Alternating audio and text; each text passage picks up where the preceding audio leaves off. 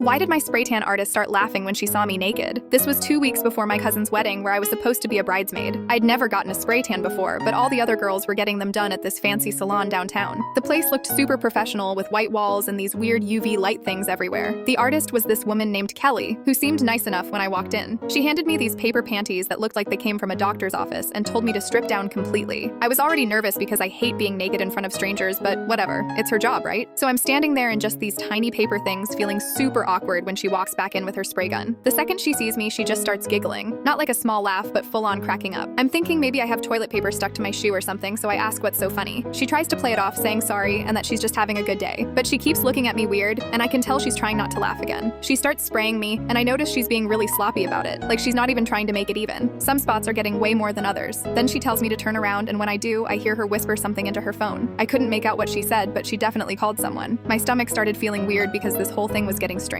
After she finished, she handed me these wet wipes and told me to wait 10 minutes before getting dressed. While I'm waiting, I hear her talking to someone in the next room. She's saying stuff like, "You should see this girl," and "I can't believe she actually came in here." That's when I realized something was really wrong. I quickly got dressed and went to pay, but she was still on the phone. I asked the receptionist if everything was okay, and she looked confused. She said Kelly had been getting weird phone calls all week from someone asking about appointments. I left feeling super uncomfortable, and when I got home, I looked at myself in the mirror. The tan was completely uneven and patchy. Some parts were orange while others were barely tinted. I looked ridiculous.